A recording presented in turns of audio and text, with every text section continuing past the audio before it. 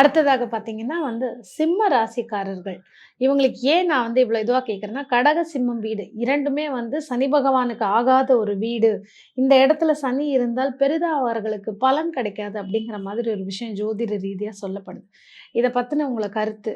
Plus சிம்ம ராசிக்காரர்களுக்கு இந்த 4 மாத ரெட்ரோகிரேட் சனி வக்கர பெயர்ச்சி என்ன மாரி மாற்றம், ஏற்றத்த குடுக்க போகுது?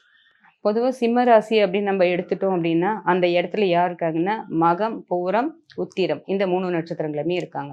அப்ப சிம்ம ராசி இந்த சிம்மத்துக்குரிய நட்சத்திரமே உத்திரம்னு ஒண்ணு அங்க இருக்கு. அதே மாதிரி மகம் நட்சத்திரமும் இருக்கு. அதே மாதிரி பூரம் இருக்கும். அங்க சுக்கிரனும் இருக்காங்க. அப்ப சுக்கிரன் நம்ம சனிக்கு நட்பு கிரகம்னு நிறைய வாட்டி சொல்லிட்டே தான் இருக்கோம் எல்லா இடத்துலயுமே. பொருளாதாரத்தை பொறுத்த வரைக்கும் நட்பு கிரகம். ஃபேமிலியை பொறுத்த வரைக்கும் அந்த நட்புன்னு சொல்ல முடியாது. சனி சுக்கிரன் சேர்க்கை பொருளாதார ஏற்றத்துக்கு உண்டான கிரகம்.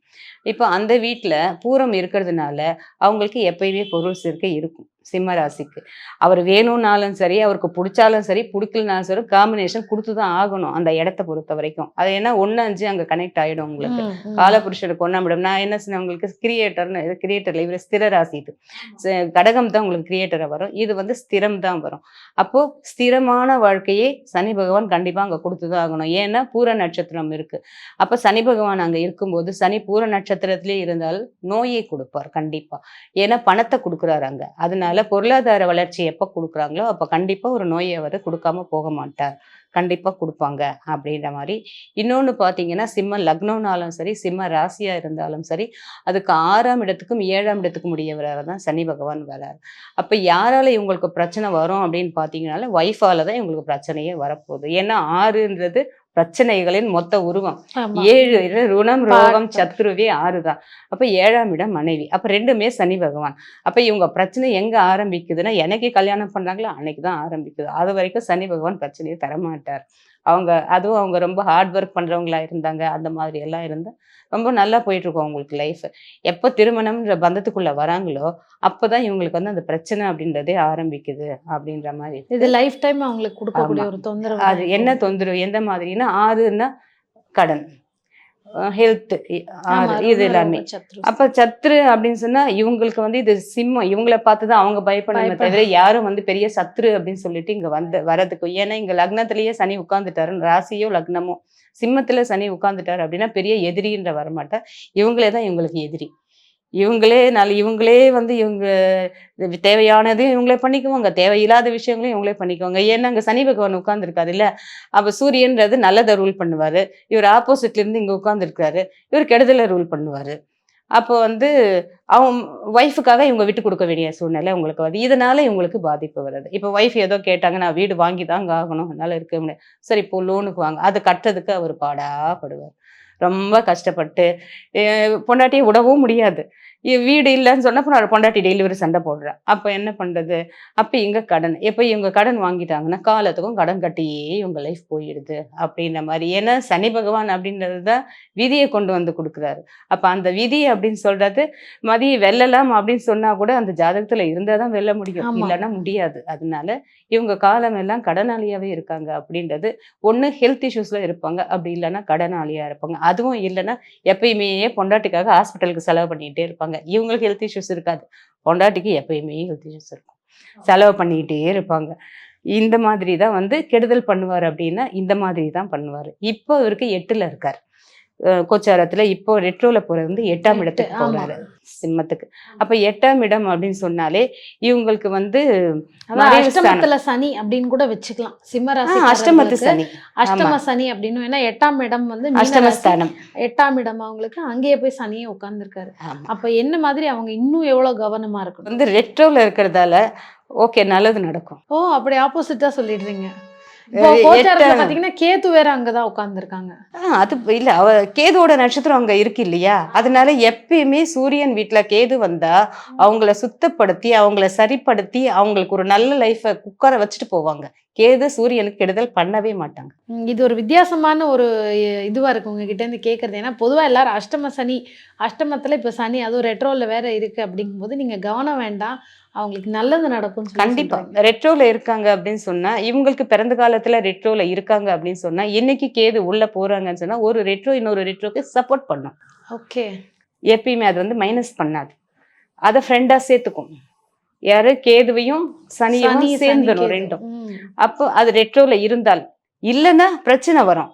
ஆனாலும் இப்ப இந்த 8ஆம் இடத்துல இருக்கிற அந்த அஷ்டமத்து சனி இவங்களுக்கு என்ன மாதிரி பாதிப்பு கொடுத்துருக்கும் அப்படின்னா, இவங்களுக்குமே பாத்தீங்க அப்படின்னு சொன்னா 8ஆம் இடம் அப்படின்னு சொன்னா நம்ம வந்து இப்ப நோயின்னு சொன்னோம். இன்னொன்னு வந்து அப்பாவுக்கு 9ஆம் இடத்துக்கு 8ஆம் இடம் விரயம்னு சொன்னோம். 12ஆம் இடமா புது வர்றதுனால. ஆயுள் ஸ்தானத்தை எட்டு தானே மேம். ஆயுள் ஸ்தானம். அதனால தந்தைக்கு ஆயுள் ஸ்தானம்னு எடுத்துக்கணும். ஜாதகருக்கு ஆயுள் ஸ்தானம் நம்ம இருக்கக்கூடாது. நிறைய பேருக்கு இந்த கன்ஃபியூஷன் வரும். ஏன்னா எட்டுங்கும் போது தந்தைக்கு தான் ஆயுள் எனக்கா ஸ்தானம் இல்ல. அப்படின்னு. 8ஆம் இடம் அப்படின்னு சொன்னா 9ஆம் இடத்துக்கு தான் அது விரயமா வருது. ஜாதகருக்கு விரயம் இல்ல.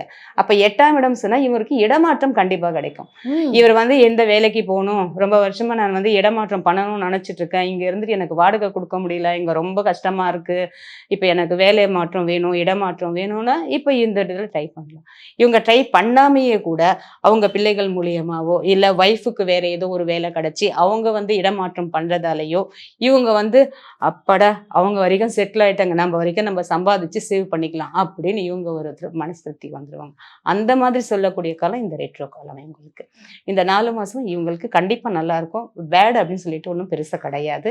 இருந்தாலும் 8ஆம் இடத்துல இருக்கிற சனி பகவான் கெடுதலை செய்வார். அது என்ன செய்வார் அப்படின்னு சொன்னா இந்த உயிர் பயத்தை அப்பாக்கு. ஓகே. அப்பாவோட உயிர் அது ரொம்ப வயதானவர். ஏன்னா யாருக்கெல்லாம் சனினாவே வயதுல மூத்தவர்னு வயதானவர். சொல்லிடும். ஆமா, அப்போ ஆமா. வயதானவங்களுக்கு இறப்பு காலமாயிரும்.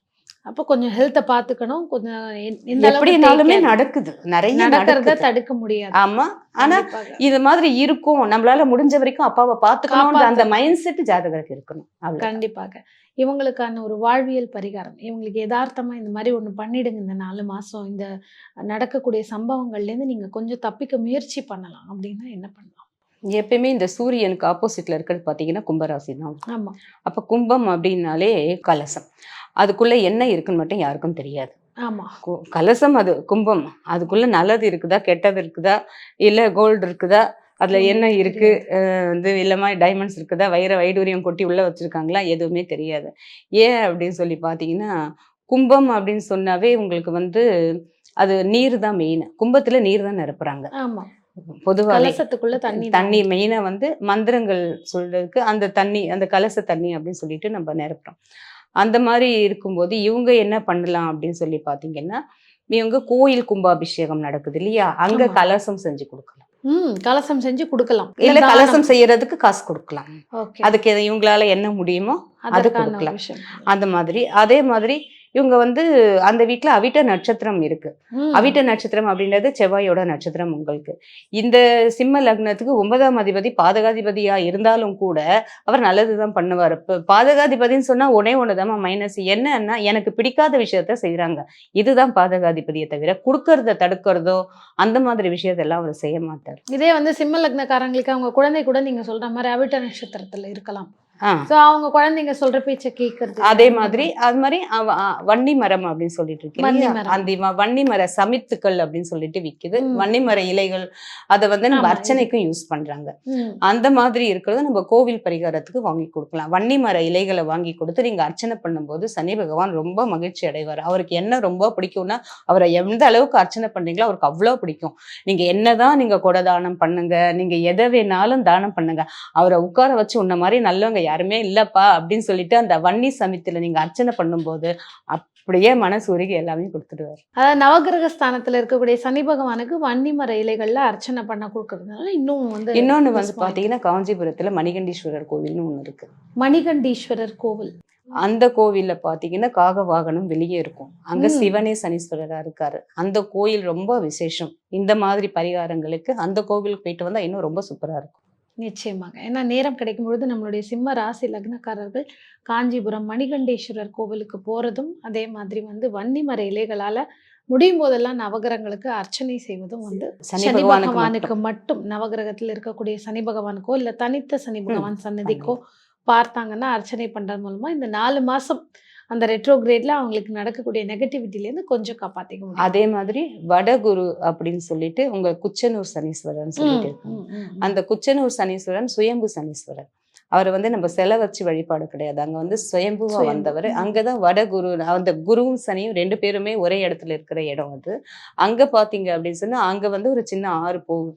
அங்க குளிச்சுட்டு அங்க போயிட்டு நீங்க ஃபர்ஸ்ட் குருவை தரிசனம் பண்ணிட்டு அதுக்கப்புறம் குச்சநீர் சனீஸ்வரரை தரிசனம் பண்ணிட்டு அங்க பாத்தீங்கன்னா காக உருவம் இதையெல்லாம் வச்சு அவங்களே வந்து சுத்தி போட்டு அந்த இதெல்லாமே பண்றாங்க. அந்த மாதிரி போய் இவங்க பண்ணிக்கிட்டு வந்தாலுமே இவங்களுக்கு ரொம்ப நல்லா இருக்கும். அருமை. அஷ்டமத்துல இருக்கக்கூடிய சிம்ம லக்னக்காரர்களுக்கு இந்த நிவர்த்தி பண்றதுக்கு இந்த 4 மாத காலங்கள் எளிய பரிகார முறைகள் சொல்லியிருக்கீங்க. அருமையான ஒரு பதிவுமா. நன்றி.